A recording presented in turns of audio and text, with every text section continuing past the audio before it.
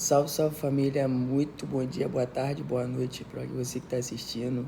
Eu tô um pouquinho sem voz, mas tô passando aqui para gravar o vídeo pra gente falar um pouquinho da partida de ontem. Botafogo 4, Flamengo 1. Botafogo, será que foi um resultado justo? Será que poderia ser pior? Eu tenho a minha opinião um pouco mais fria do jogo, da partida, pelo que eu assisti, e tô trazendo aqui para vocês. Mas antes, se inscreve aí no canal, deixa seu like para dar aquela moral, o canal tá começando. E vambora para mais uma análise.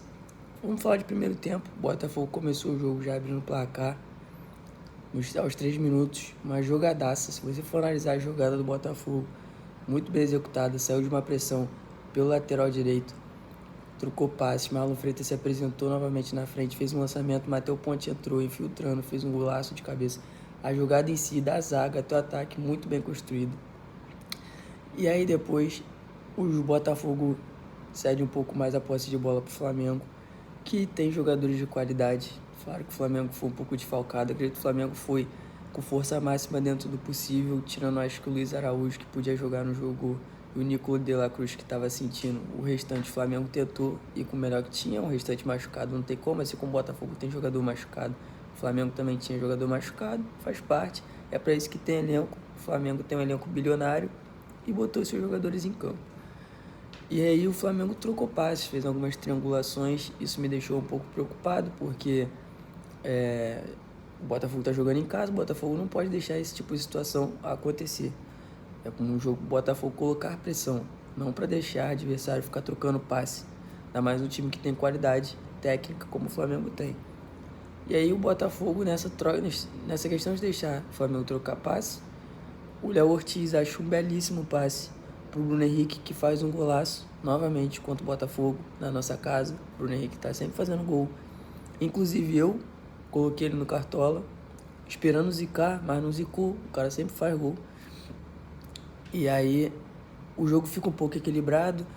Verdade que o Botafogo conseguiu um gol impedido num cruzamento estranhaço do Matheus Ponte, que ia sair. O Gregory foi atrás da bola, cabeceou, e o Igor Jesus fez o gol. Mas o jogo em si estava equilibrado, tanto o Flamengo quanto o Botafogo trocando passes e tudo mais. O que aconteceu? Meu Deus, minha voz tá horrível. Voltamos pro segundo tempo, né? O Arrascaeta sentiu, já saiu, o Tite tirou o Gerson e ele recuou o cara que deu passe pro Bruno Henrique, o cara que tava no meio de campo do Flamengo, né? O Gerson tava jogando bem e o Léo Ortiz também tava jogando bem pelo meio de campo. O Tite alterou, recuou o Léo Ortiz. Isso fez com que o Flamengo jogasse um pouco mais recuado. Eu não sei se estava com 3 zagueiros, né? Não sei se estava com o Fabrício Bruno, Davi Luiz e Léo Ortiz no início do segundo tempo. Eu sei que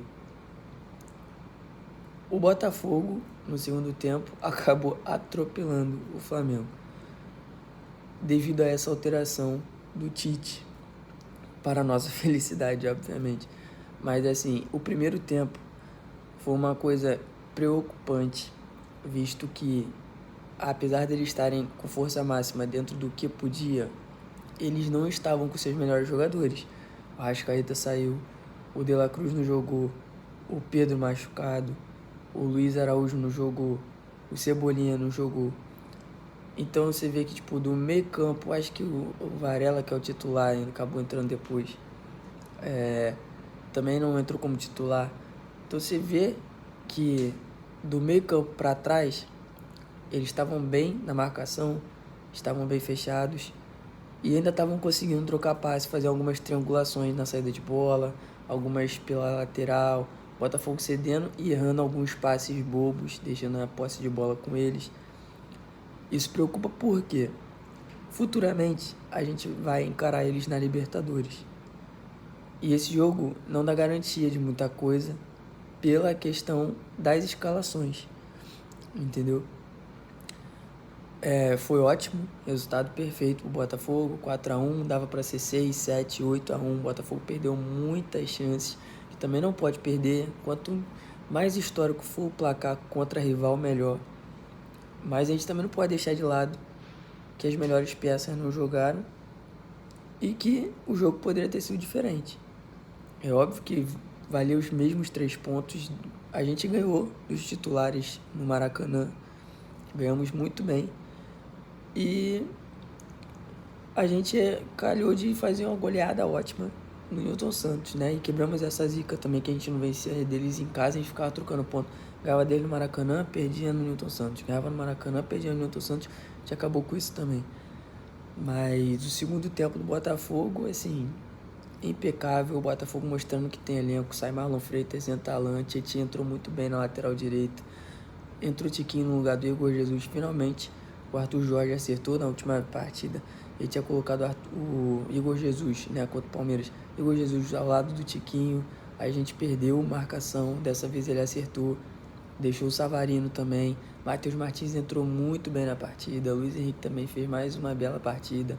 Thiago Almada perdeu um pênalti, que assim, bateu muito mal, mas está se adaptando ainda com o tapetinho. Isso é até uma preocupação também, questão de pênalti, que o John nunca pegou pênalti como profissional.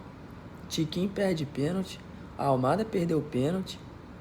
Assim, se a gente for para uma disputa de pênalti contra o Palmeiras, quem vai bater? Eis a questão, a gente não sabe. E a gente precisa de 5 batedores no mínimo, né? Pra poder a gente fazer uma boa disputa de pênalti. Mas acredito que a gente vai ganhar do Palmeiras também. O Botafogo tá jogando bem, tá jogando bola. E a gente vai explorar o que o Palmeiras vai precisar sair mais para ataque. O Palmeiras no Allianz tende a ser um pouco mais dominante. Então isso acaba potencializando o Botafogo, visto que o Palmeiras vai precisar atacar mais. Então o Botafogo vai sair mais em contra-ataque, vai ter mais liberdade, vai ter mais espaço para poder jogar. E espero que seja um bom jogo. Se o Botafogo não tivesse perdido os gols, o Savarino perdeu, o Matheus Martins perdeu, o Tiquinho, cara, o Tiquinho não pode perder esse gol, mano. O Tiquinho tá difícil, mano, defender o Tiquinho. Porque o Tiquinho tá perdendo muito gol de cara. Não é o primeiro que ele perde assim. Dava pra gente ter feito uma goleada muito melhor, mano. Muito melhor. Mas é isso. O Bruno Henrique fez o chororô dele lá. Deve estar chorando até agora. Faz parte do futebol, a zoação, a parte, né? A gente fez o cheirinho também. E agora, próxima rodada contra o Palmeiras, na Libertadores lá no Allianz. E depois a gente encara o Bahia lá na Fonte Nova para poder jogar pelo Brasileiro. A gente precisa ganhar as 2 partidas. Uma para se manter na Libertadores e a outra para se manter na liderança do Campeonato Brasileiro. Visto que Fortaleza está a 1 ponto atrás do Botafogo, Fortaleza vai encarar o Corinthians, que não sei o que o Ramon dessa vez pretende pro Corinthians. Com o Vasco ele não rebaixou o Vasco, mas pro Corinthians está difícil de encaixar. Mas é isso, rapaziada, eu não consigo ficar falando muito aqui, que minha voz tá faltando. Mas estamos junto aí, até a próxima, valeu, é nóis, e vamos pra cima dele, fogo.